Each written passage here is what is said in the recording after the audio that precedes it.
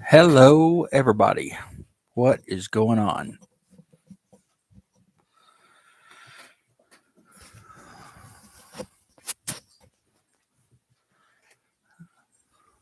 Get everything set up here. Do a little test. Do a little test. Do a little test. Do a little test. Oh, it's like a loop. Do a little test. Oh, it's like a loop. Do a little test. Oh, it's like a loop. Do a little test. Oh, it's. Anyways, I thought I would play around here and see what I could do with the live stream. Very, very janky setup I have going on here. I am in my office. There is lots of noise in the background. I'm sure you can hear. Um, Obviously going through my computer because I guess you can't use YouTube Live until you get 1,000 subscribers from mobile, which is where I do most of my stuff. But you can do it at less than that through a PC. Don't know why. Who knows? I've got obviously my regular desktop computer that I use, and I'm going through it's kind of like a handy cam, but it's not. It's an FHD 36 megapixel type camera. I actually got it last year or the year before to do a bunch of recordings, but like my phone better. I think my phone does a little bit better video. 4K. I don't think this camera does, but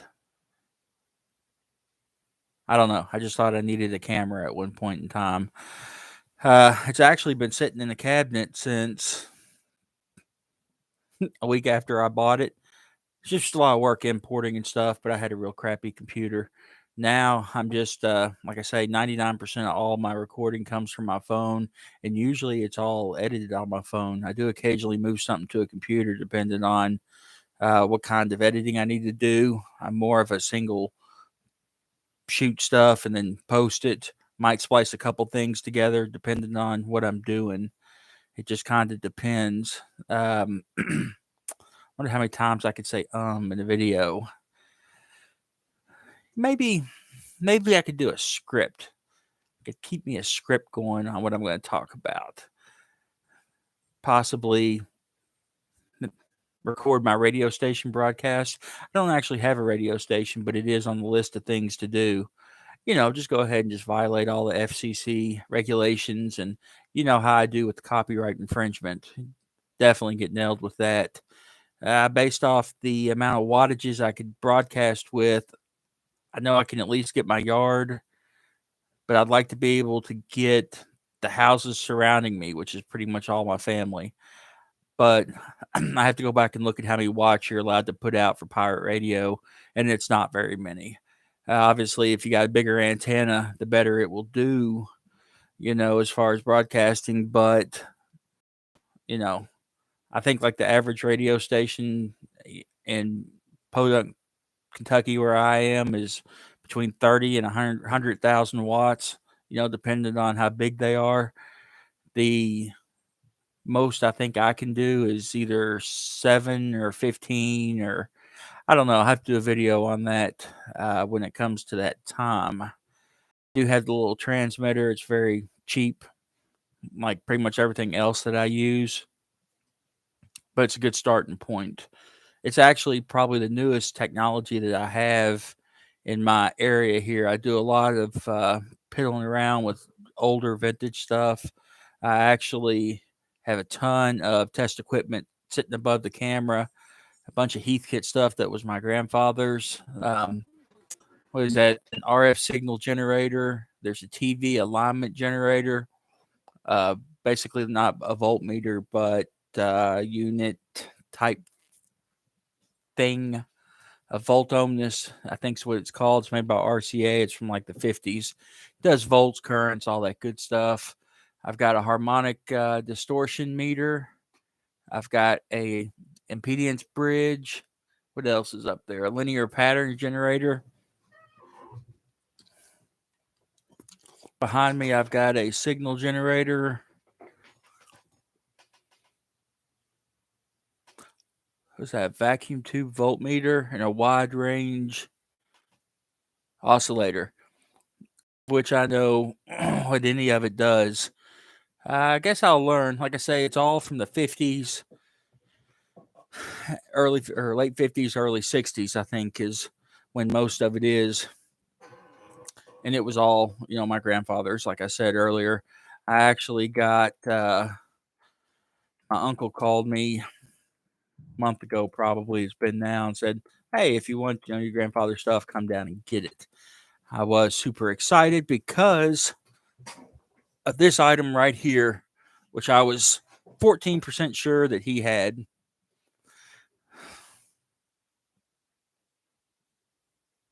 Bear with me here a second. You can watch it in the room and see how it's doing. That's what we're doing. Is it audio, video? Yeah. Everything? Oh, yeah, it's all good. Okay. Picture, top quality picture? Mm-hmm. Okay. Modern technology. Cool. Yeah, that's very dangerous the way I have that set up. It'll be okay. Was Jackson coming in to see? I guess they're watching it on the YouTube. Anywho, this right here, been looking for it for years.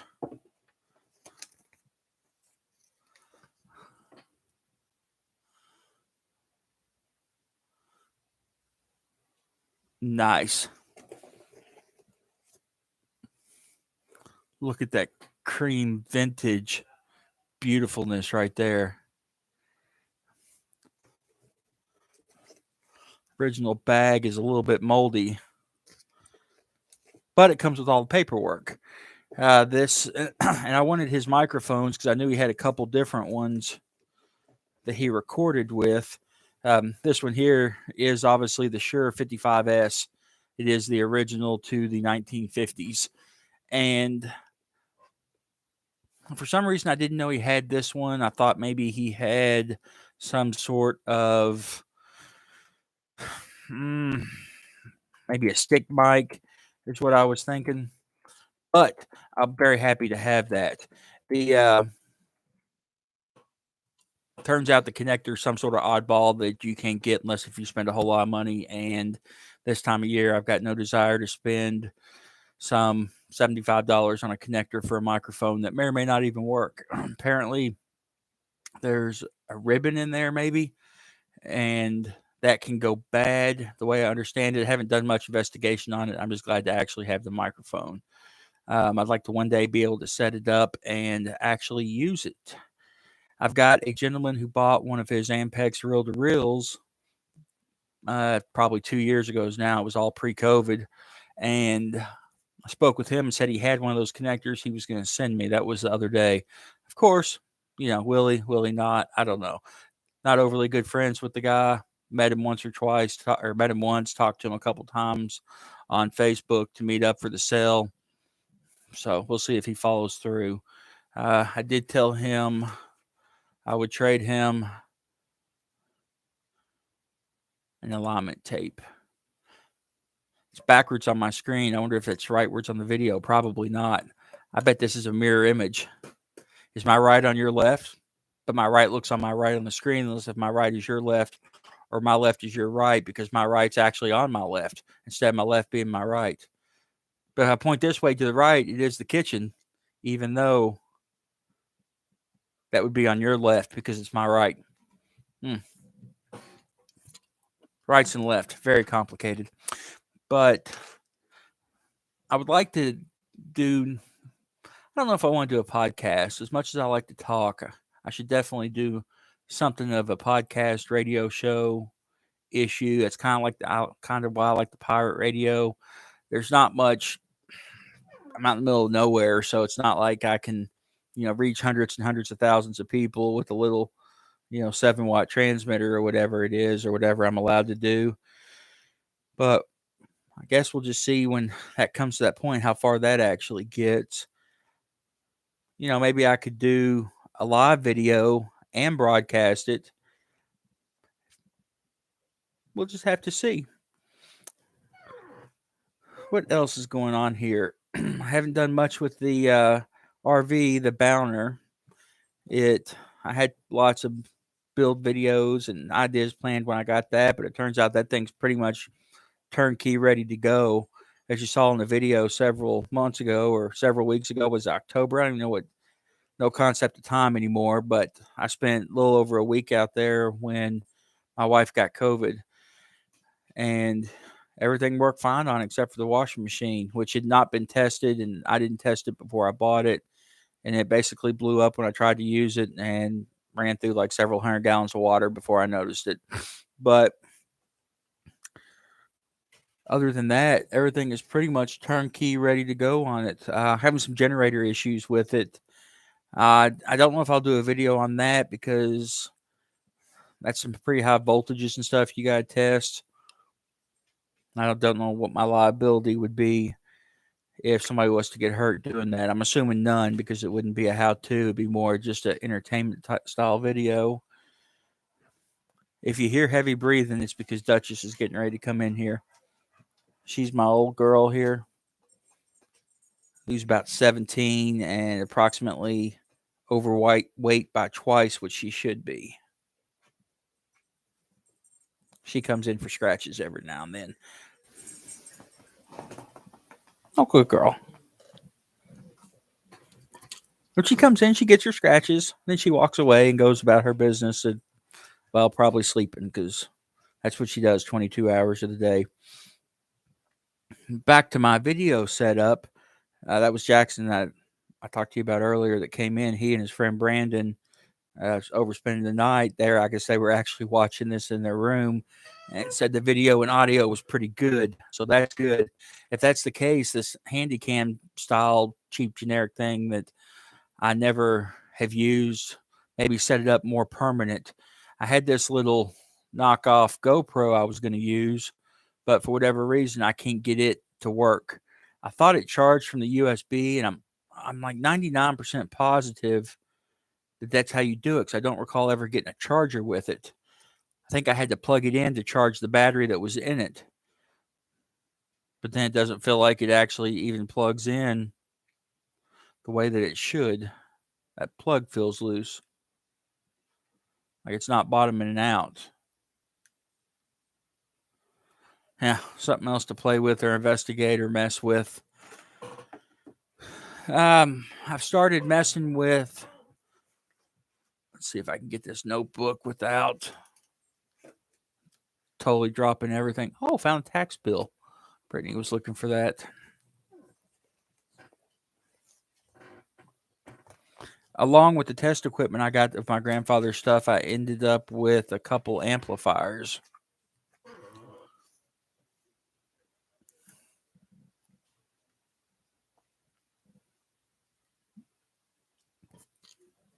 If we study here, that is the schematic that I drew out. The symbols for capacitors are a little bit off, and that's a transformer. I think that's the wrong symbol for it. Really, I don't think any of the symbols are correct except for maybe the resistors. But I wanted to draw that out, and I posted that on a couple of the, one of the vintage tube forum type deals to see if anybody could figure out what it was. It's got two tubes in it. I think, what are they? 807 tubes. I can actually probably reach it right here.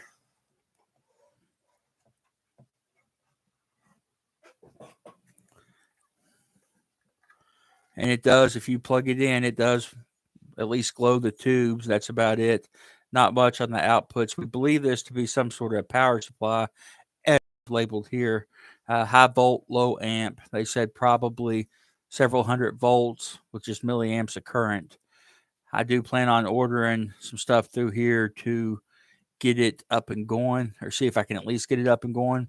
It's just extremely simple. The circuitry on it, everything's cut and dry as far as capacitors. They're definitely bad. Resistors are pretty good. That's what they call a Celilium rectifier. I think is what they call that. And then they supposedly are pretty much worthless now.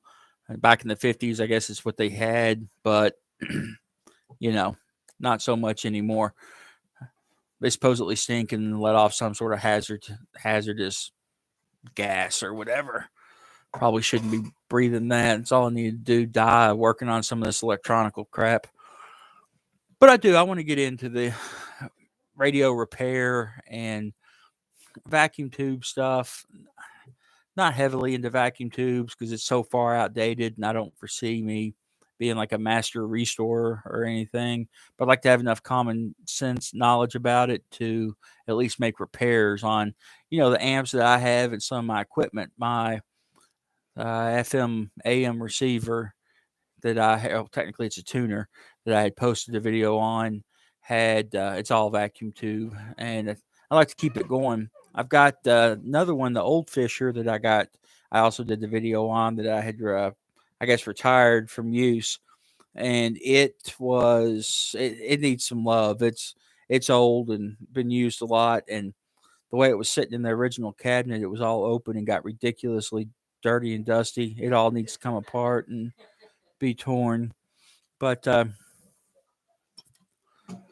other than some electrical stuff, that's pretty much all I got going on with it being, the winter. I'm not doing much outside. RV doesn't need anything. So I guess I'll try to learn some skills and see what I can come up with as far as radio repair.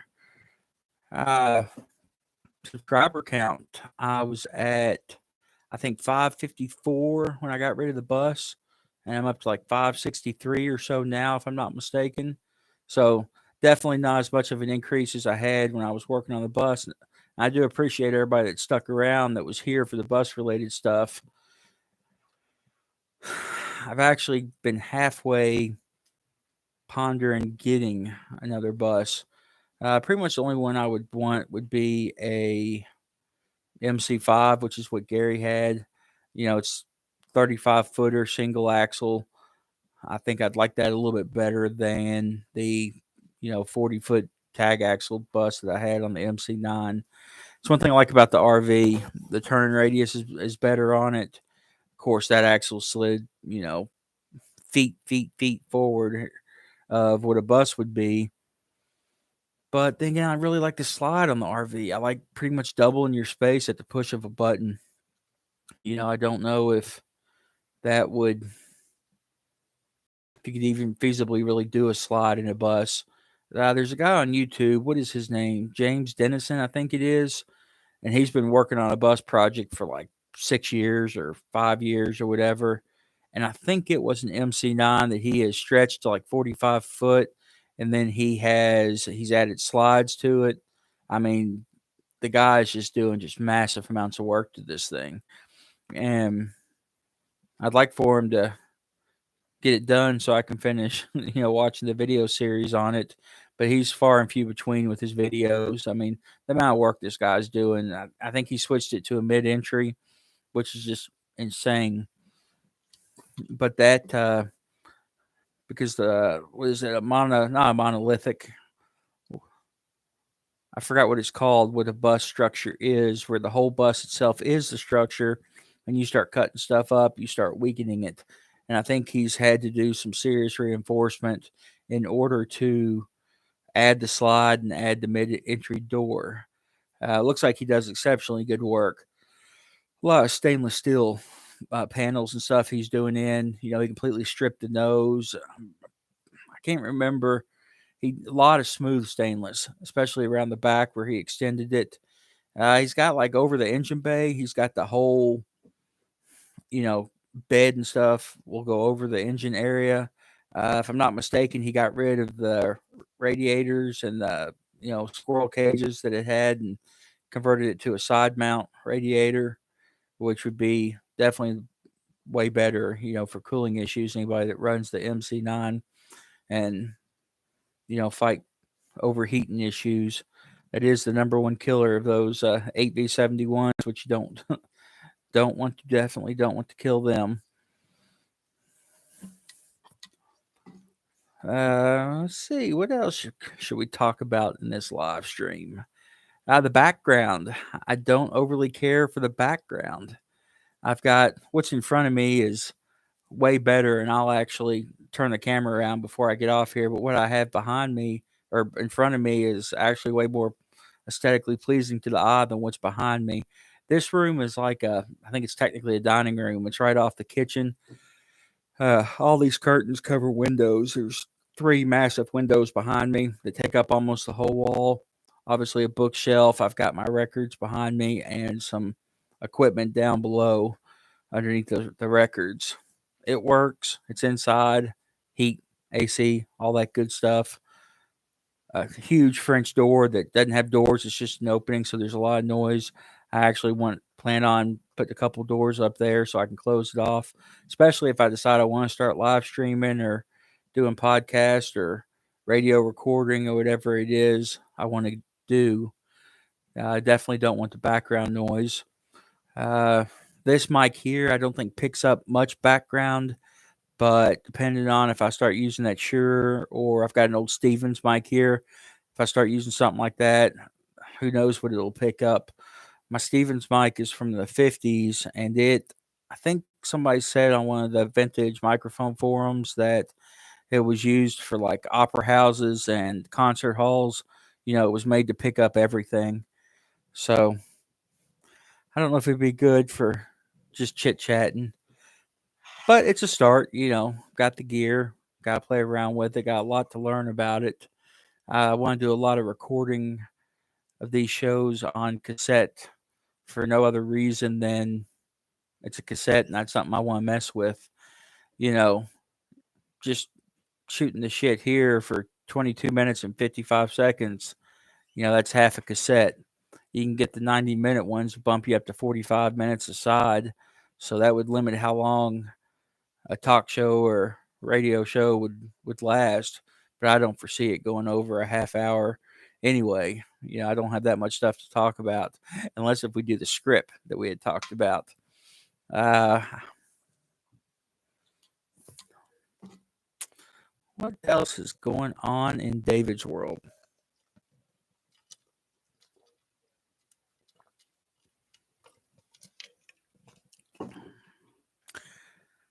Really, not much. I've noticed a lot of the video people are slowing down. Who's some of the stuff I watch?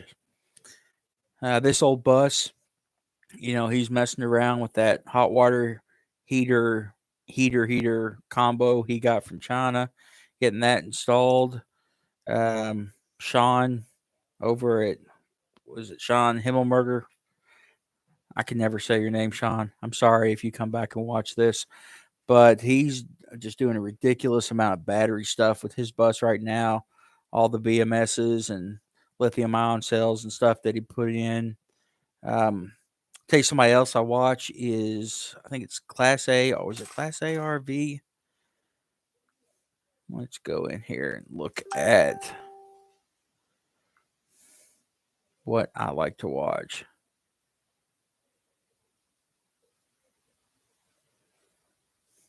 Ooh, just got notification that somebody's selling a soldering iron. I do like a soldering gun, and I do need to update that. How do I use this telephone here? Let's go into histories. I guess you can't find your likes on here.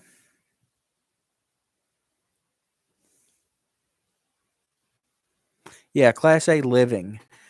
And I want to say that kid, but he's not a kid. I'm assuming, my age. He's got Patches, the RV, that very utilitarian the way he fixes and patches that thing up. I think he said his goal is to get a couple more years out of it, but he's been working on that, and I actually watch him. It's pretty good stuff just for a guy, putting around doing not much of anything. It's up in Washington, and he still puts out a video almost every day. Who else do I watch?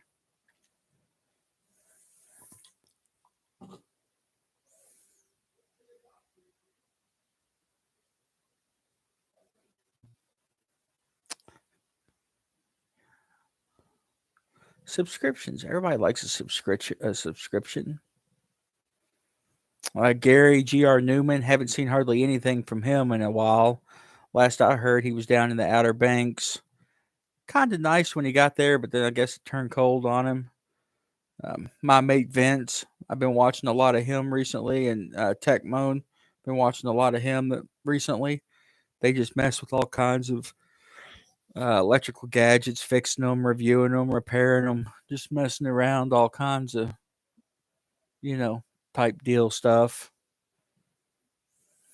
But other than that, not much going on. Like I say, I just wanted to test out a little YouTube live action and see how it went and how it records. And I think the one or two people that are watching it said that the video and sound was pretty good. So, all in all, I think it was a success. Well, you guys be good and be safe out there. We'll catch you next time. Maybe start doing this on a regular basis once a week. Just chit chatting, nothing exciting.